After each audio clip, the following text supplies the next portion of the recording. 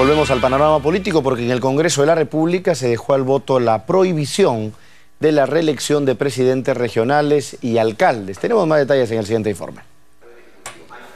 Un candente debate se dio en el Congreso de la República cuando se debatía la prohibición de la reelección inmediata de los presidentes y vicepresidentes regionales, así como de los alcaldes provinciales y distritales. A pesar de que la Comisión de Constitución del Congreso aprobó un dictamen que suprimía la reelección para autoridades regionales debido a los diversos hechos de corrupción, en el Congreso se debatía un texto sustitutorio que proponía que los alcaldes tampoco puedan postular de manera consecutiva a un segundo periodo.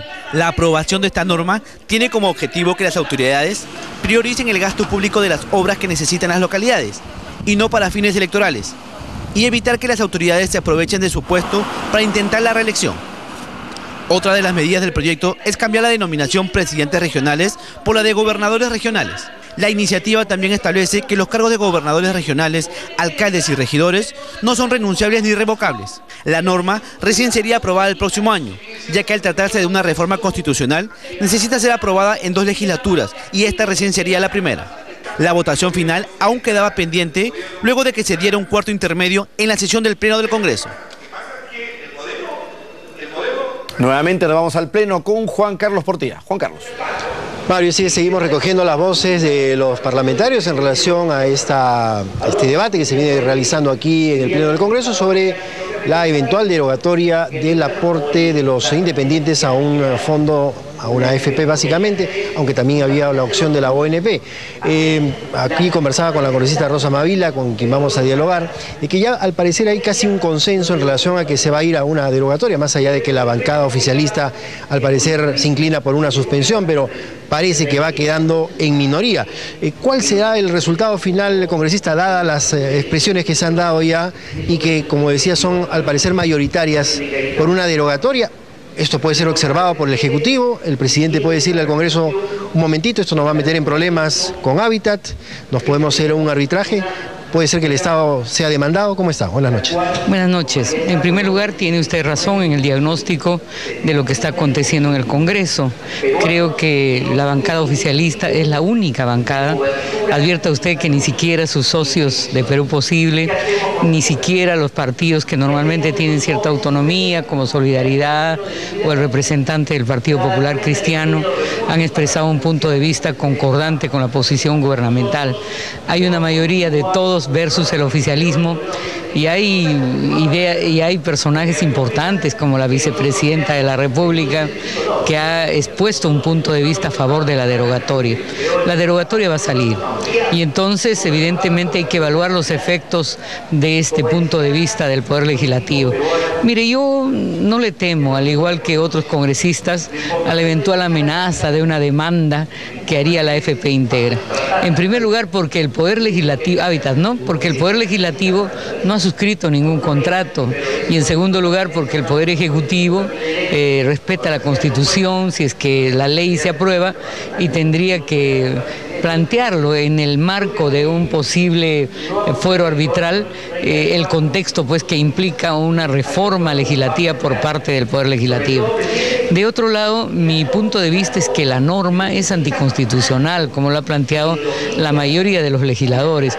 Es inconstitucional porque viola el principio de la autonomía de la voluntad, porque además la consecuencia pragmática es que a casi el 80% de la población económicamente activa, que son los trabajadores independientes, al imponerse el pago de doble tributo, una como trabajador dependiente, por ejemplo, y si el trabajador dependiente hace un cachuelo, el pago de un impuesto por trabajo independiente es doblemente usuraria. De otro lado, en tanto el porcentaje que se aplica y las sanciones que se aplican, evidentemente son de alto nivel en función de la capacidad adquisitiva de las personas sobre las que la norma se va a aplicar. Y por último, porque la ley va a fomentar la informalidad si se mantiene tal cual está, porque la gente que gana al mínimo para sobrevivir no va a declarar con la intención justamente de que no se le aplique este impuesto, lo que va a contracorriente del proceso de formalización que se quiere aplicar a nivel gubernamental. Y por último, último, no es cierto que la gente no ahorre, no es cierto, el Perú es uno de los países que más ahorra. Y por último debo decir que en el contexto de la carestía que vive el pueblo, el lindero entre clase media y pobre, como lo han señalado recientes estudios, es francamente muy endeble. Y de mi punto de vista la ley es perjudicial, sobre todo para los jóvenes emprendedores. Antes de darle la alternativa, Mario, entonces, ¿usted está en contra de, digamos, que los independientes puedan aportar a un fondo previsional, no de esta manera, pero sí de otra, o digamos que la gente se vea como guarda para su vejez? Yo creo que la Constitución levanta el principio de la autonomía de la voluntad. Y entonces yo creo que el trabajador independiente tiene derecho de optar por cotizar a la administradora privada de pensiones, a un fondo previsional que también el Estado puede montar. Nótese que en Chile ya se está organizando alternativas a AFP estatal, o por último puede ahorrar solo. No es cierto que el trabajador independiente no puede tener criterio de planificación para proyectar lo que será la perspectiva de su futuro. Mario, te escucha la congresista Rosa Mavila. ¿Cómo está, congresista? Buenas noches, como siempre un gusto conversar con usted. He escuchado atentamente sus argumentos. Ahora, usted ha citado un principio constitucional. Hay otro principio constitucional que dice que el Estado debe resguardar, velar porque exista un sistema previsional que pueda atender a la gente llegado el caso. Yo entiendo su posición y cuando el gobierno, algunos del gobierno o otros teóricos señalan que es obligación del Estado asegurar que los sistemas previsionales, tanto públicos como privados, estén en marcha y cubran, protejan a la mayor cantidad de peruanos, también se dice que están defendiendo la Constitución. ¿Qué se puede decir sobre ese tema? Y sin embargo, Mario, la Constitución tiene entre los derechos de la persona como con un criterio prioritario en un Estado democrático de derecho el principio de la autonomía, de la voluntad, el principio del libre arbitrio. El Estado no puede poner por delante un objetivo de negocio privado encima de la libertad individual del ciudadano de a pie. Evidentemente el Estado tiene que pensar en términos de planificación hacia el largo plazo, políticas de norte previsional, pero esas políticas de norte previsional, Mario, no se resumen solo como posibilidad a las administradoras del Fondo Privado de Pensiones. En otros países, como ya se ha dicho, por ejemplo, se ha universalizado más el servicio de salud, se ha aperturado más su acceso, se ha calificado en vez de mediocrizar los servicios de salud. Y advierte además que Pensión 65 es un criterio de focalización, porque otro argumento del oficialismo es que Pensión 65 no va a alcanzar. Por supuesto que no va a alcanzar. El tema de fondo es cómo socializas una perspectiva de vida digna para los estratos más vulnerables, aplicando un servicio de salud basado en un principio de libertad. No, el problema es eso, pero sobre todo que llegado el momento, cuando hay una gran masa de personas, de adultas, mayores, que no tengan la posibilidad de ser protegidos con una pensión, no pasa en el Perú como ha pasado en otros países, modelos socialistas, populistas, que el Estado peruano, o de hecho los contribuyentes, terminamos financiando a esa gente que está desprotegida. Entonces, ahí hay un problema que habría que actuar con un poco de responsabilidad. Pero por otro, permítame para terminar. Sí, permítame para terminar. Si no me dejas hablar, Mario. No, permítame para terminar el argumento. El asunto es cómo combinamos ese principio de la autonomía y la libertad de cada quien, por lo menos con la existencia de alternativas de protección previsional, que como bien dice usted, no solamente pase por las AFPs. O sea, el problema, tenga en cuenta usted, congresista, es que el día de hoy la gente que está cubierta por las AFP son una minoría. O sea, la gente que está en planilla en el Perú son una absoluta minoría. El problema es qué hacemos con la gran masa de gente que no tiene esa ventaja de estar en una planilla y recibir una serie de beneficios. Entonces, es un debate de fondo y con perspectiva hacia futuro, ¿no le parece? Mario, discúlpame, pero parece que el entrevistado con todo afecto eres tú. Mira, la salida no puede ser la respuesta del monopolio de las administradoras del Fondo Privado de Pensiones. Nadie ha hablado de monopolio, congresista. Nadie ha hablado de monopolio. Bueno, Mario, las AFP son una alternativa más. No es aquí nadie está defendiendo un monopolio.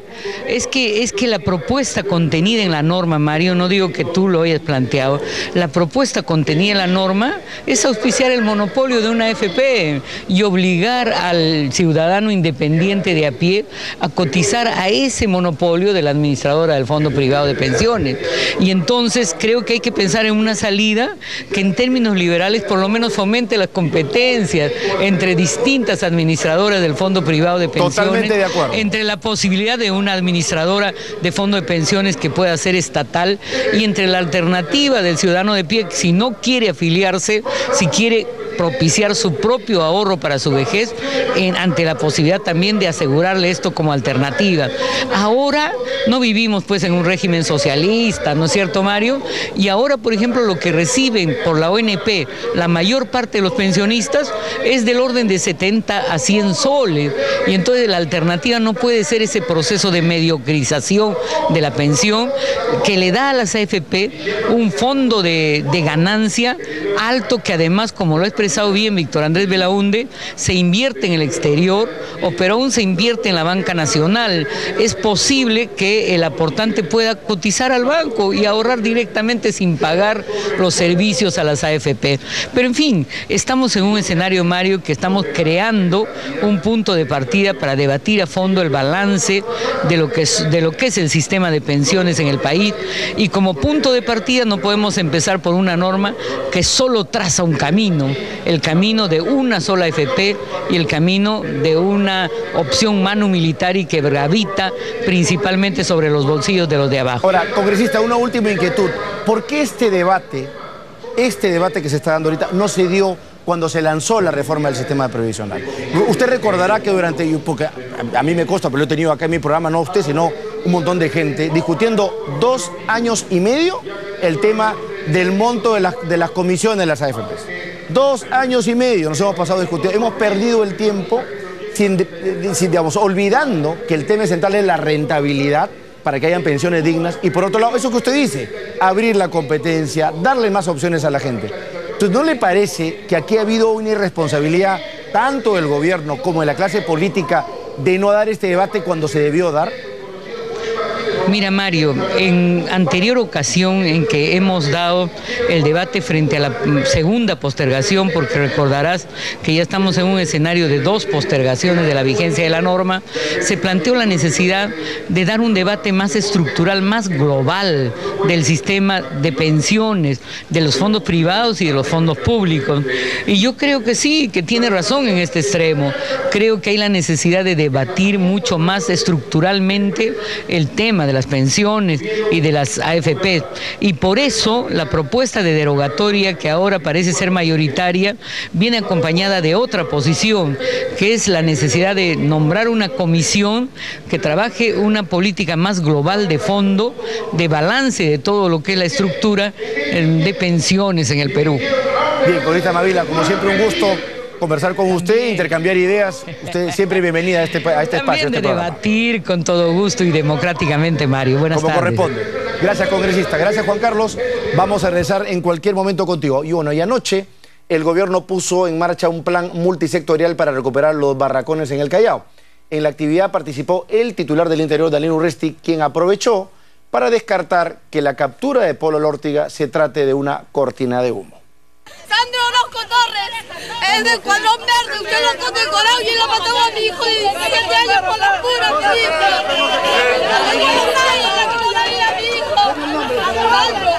Esta fue la reacción de los pobladores de la zona más convulsionada del Callao ante la visita del ministro del Interior, Daniel Urresti.